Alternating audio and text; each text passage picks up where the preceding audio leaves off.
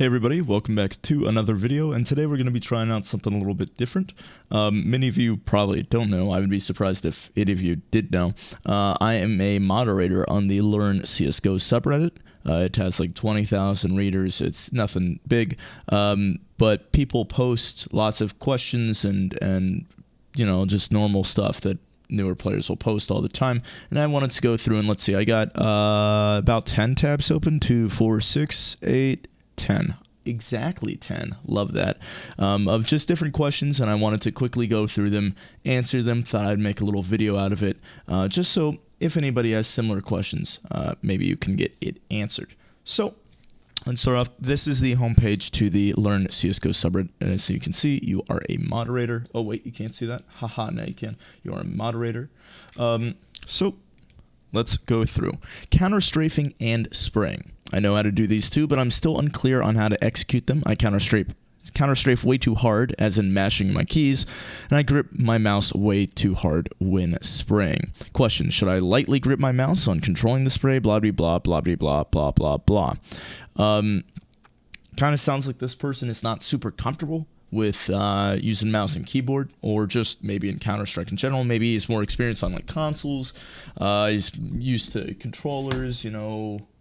I don't know why I showed you what a controller looked like. I'm sure that everybody knows that, but usually, you know, it's more of like a feel. Once you aren't so concerned about you know, actually doing it, and it's more of like a muscle memory or something that you're doing subconsciously or unconsciously, it's not really an issue. If you're really thinking about, oh, I need to counter strafe, you might like do it too hard, or if you're really focused on your spray, you might like grip your mouse too hard. But I think this person just needs to play more.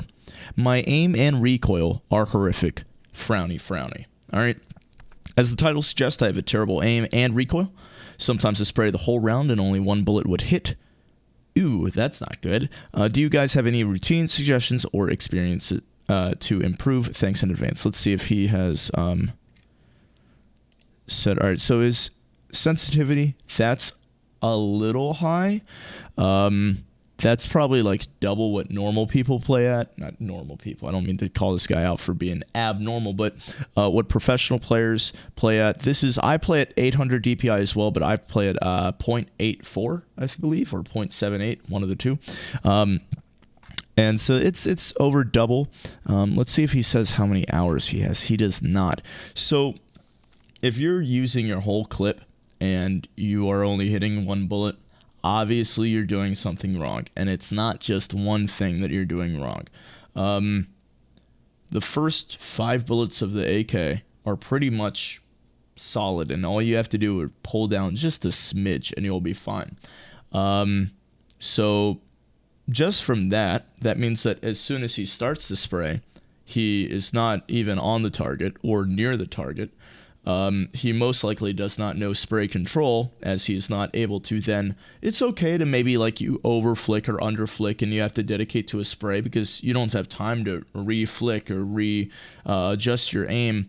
But you can, if you're a good player and comfortable with your spray control, you can more easily adjust that and maybe even win the gunfight, although you made a mistake. So obviously he doesn't know the spray control, and also I'd maybe put out there that he doesn't know how to counter strafe. Maybe he starts spraying while he's still moving, so the first couple bullets that are supposed to be dead on go nowhere near the target. This is again just something that you want to play more. There are specific workshop maps to help you spray, but you don't need to go into those per se. All right, you can just load up any map, spray at a wall, do it again, do it again, do it again. And yeah. Let's see. How to win more rounds. So we're getting a little into the game sensey. Basically what the title says, I have the ability to out-aim most people in my rank. Bullshit. But the thing is, other than a man advantage, my kills don't bring the round wins, I think. I think this has been a thing for me for a long time. Love the English. Second off, sounds like if you're getting all these kills, but they're not actually helping your team win a round, sounds like they're not impact frags, guy. Basically, sometimes I die too early in post plants or too impatiently in retakes. I want to reach the point where I can carry my team to victory. Well, if you are, accurate about your claim that you have the ability to out-aim most people in your rank, you should be able to carry your team to victory. How do I achieve this, and how do I keep myself playing well, etc.? That's not how you do etc. I play very well. This is turned into an English lesson at this point. I play really well right after I warm up, but it sort of slows down as the game progresses, and I get shittier and shittier to the point where I struggle to get kills. Out-aim most people in my rank. The worst part is this happens mid-game. Yikes. All right, so a couple things. One, drop the ego. Nobody wants to hear that you're able to out-aim people at your own rank. Nobody gives a shit. Second thing, your impact frags. Doesn't sound like you're getting any. Going for a lurk play while your 4 teammates go out A main, and then they get 2, they all die, and then you pick up 2 and lose the round. That's not doing anything. I'm not saying that all lurks are bad.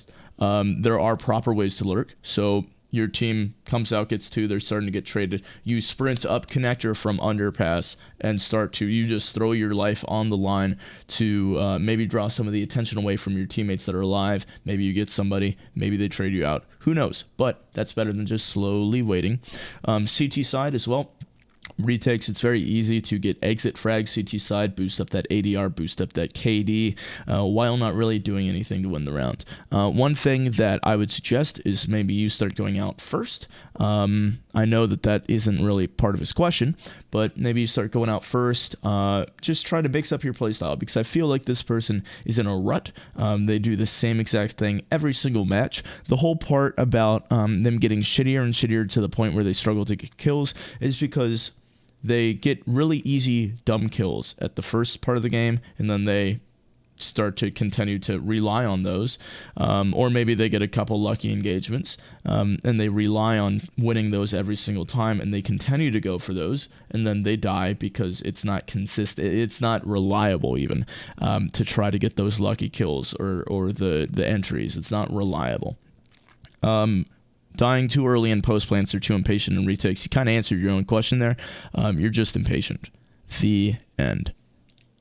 So, I wanted to see, this guy was looking for a match review, and I wanted to see if anybody was like, hey, check out Hardfluff's channel, blah, blah, blah. But nobody said that. Overpass. If you have enough time to plant for heaven and rotate there in a clutch situation, should you? I'm curious to know, blah, blah, blah, if this only works in the MG range. Okay, so if you plant B site Overpass, should you run all the way through connector and go to heaven? First things first, make sure you plant for heaven. If you plant behind default, if you plant behind the sandbags, you won't be able to actually kill the person from heaven. That's numero uno of most important things to do. Number 2, it really depends on what information you have. And that's basically the answer to this question. It depends on what information you have. If it's a 1 versus 1 in a higher level game, probably not going to work, because the person is already going to be very closer to site, even if they're like rotating off of A. Let's say you completely threw the fake. Overpass is not a long rotation map, all right? You'll have a much better chance of winning the round going hell, going graffiti, or just playing a normal spot than you would taking the time to run all the way. Also, at higher levels, people hear a lot more footsteps. People are looking out for the sound cues a lot more than at lower levels. So unless you walked the whole way, like A is short, A bathroom area, they're going to hear you running, because it's not like there's other gunfights going on if it's a 1v1. If it's a 1v2, I wouldn't even attempt it. The only thing that I would note to do in a 1v2 is try to get really pushed up to one angle, whether that's, in short looking towards connector, waiting for that rotate, or again, hell looking for a rotate coming from heaven. That will enable you to isolate the 1v1s instead of taking a 1-on-2 engagement. So overall, probably not the play. There are some situations where it's like, okay, that is the play, and none of those situations are when it's a 1 versus 1. What are some tips to win more? I'm looking for some ways to maybe have more dynamic or chemistry when solo queuing because I don't have access to CS friends. Think I'm decent at personal skills like aiming or movement, but my win rate is like 50% right now. Welcome to being every other person ever. Honestly, I didn't pre-read most of these questions. I just saw the title of it. Tips to win more. I mean, play with your team. That's one thing that I think people overlook. So when they're solo queuing, they're in matchmaking, they're in ESEA phase, who cares? They will do, well, this works for me. This strat or this play, this palace lurk works for me most of the time, so I'm going to do that. Doesn't matter what my other teammates are doing. Doesn't matter. I'm going to do what I know works for me. And while sometimes that confidence is a good thing, other times it can be a pain in the ass for the rest of your team. So make sure that maybe if it doesn't work for you, you start to adjust and play with your team more. See what they're doing. Wait, look at radar. See if they're setting something up. Try to stay on the same page as them. Try to have the same pacing as them. You don't want to run out mid while everybody else is slowly taking something else. It's just worthless. I just can't aim. I practice so hard. I play aimbots, fast aim reflex, training aim, CSGO 2 all the time. I play FFA, DM, and practice peeking, blah, blah, blah, blah, blah, blah, blah. But I keep whiffing the easiest shots every time. I have game sense. That's not the issue. I consistently have the highest number of enemies flashed in the server. This is pretty funny, I'll be honest. You'll tell me that I can play around my bad aim and just use my game sense, right? Well, okay, but I'll have to kill an enemy eventually, and even with the best game sense in the world, I still need to hit some shots. This is entertaining. So, all right. This whole, like, I practice so hard, I blah, blah, blah, blah, blah, blah, blah, blah, blah. I don't see that he plays the game a lot. All right, I see that he practices the game, but I don't see that he's actually, like, in these competitive matches a lot. He says that game sense is not the issue because he gets enemy flashes and he can land his smokes 100% of the time. Sorry, usually 100%. That's kind of not right, don't you think? Of the time. I watch my demos and my mollies are usually good as well. All right. Game sense is not if you can land utility and if you can bomb flashes over a main and get 2 people every single round. That's who gives a shit. First off, you want to actually play the game. You want to make sure that you queue competitive matches a lot. Because you know it's the best practice for competitive matches? Playing competitive matches. It's crazy. I know. Hot take. Don't ever say that anything is not your issue. Anything is not the reason why you're struggling, because it's 100% bullshit. Nobody is perfect at anything in this game. So don't think that you're better than other people because you're not. I'm sure that game sense is part of the issue. It looks like so. I just keep whiffing the easiest shots every time. If they're so easy, why are you whiffing them? Are you over flicking? Are you missing a spray? Let's see. He might actually answer that question. I rotate behind them and they have no idea I'm there. Fuck off.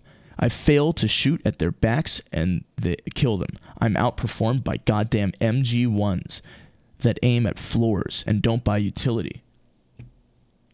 It sounds like you're just bad at this game, honestly. I've played at a higher level Legendary Eagle before, so I know my game sense isn't lacking. I aim for heads away from the corner to account for reaction times, and yet I can't make the little adjustment and kill the enemy. I mean, it sounds like he's kind of thinking too much. Like, I don't remember the last time where I was like, I need to aim off of this corner a little bit so I can, in case they wide swing out, I just do it subconsciously. He says that he's been playing since, I used to have good aim in 2016. I started playing in 2015. I've never been at this, this low point. Let's see what other people said. Wait, I didn't see this. I stopped playing for 2 years. I came back a month ago. There's your answer. What should I do in my spare time now that online classes have started? I don't have a full hour for like full on aim training or game. I only have like 20 minutes between classes. Should I FFA DM? Probably. Or you could do a movement server. I mean, just whatever you can fill your time with in those little gaps is going to be beneficial. Anything is better than nothing. What can two T-side players do in Mirage in order to increase the chances of winning? I play with a friend and we're trying to somewhat master it. Because of random teammates and matchmaking, we have been losing again and again on Mirage due to the lack of teamwork, strats, and comms. Are there any strategies or things that two players can do on T-side in order to compensate? Maybe like taking a site with two players. So this guy actually goes through and makes some solid ideas. But yeah, I would overall, just quickly glancing through it, I completely agree. The biggest thing, like he gives specific examples, but the broader idea, just so you can apply this to maps that aren't Mirage, is if you have another player that you're queued with, and maybe you're in a Discord call or something, your biggest advantage is the communication, and like knowing that, kind of like having somewhat chemistry with them. So you're probably going to want to do things in buddy systems, whether that's taking a site, doesn't matter what site it is, whether that's taking some sort of map control, whether on CT side, which is very, very important and underrated, doing some CT aggression together, that can catch the T's off guard. But yeah, just use the advantage that you have of queuing with somebody to have better communication and all that. Use that in game by actually playing with them instead of playing on opposite sides of the map. I train every day, but I suck in game. I tried to create a morning training routine for my aim and some movement mechanics, but when I jump into the game, it feels that I'm always losing my fight. I also feel very nervous when I challenge the opponent in a duel. Thanks for the advanced noob here. All right, thanks in advance, noob here. Sorry. I feel nervous when I challenge the opponent in a duel. That sounds like you have not played the game a lot. Every time somebody says like they get nervous or they're not used to, like, it's because they're not used to it. Like 1v1 situations, I always get anxious. All right, maybe you have anxiety, that's fine. And there's other ways to deal with that. But if it's just, most of the time, it's just, you haven't played enough of it. So, and it's pretty simple, The first time you're in a 1v1, it's like a big clutch situation, very important round, you're going to be very anxious compared to the 500th time that you've been in that situation. And you kind of know what to expect. You kind of know the timings. You kind of know where they're probably going to come from. It's just simple, basic kind of stuff. So I hope you guys liked this video. It was kind of fun. Let's see. It ran on for almost 20 minutes. Not too bad. I had a good time. Let me know if you guys want to see more of this content, and I will see you next time. See ya.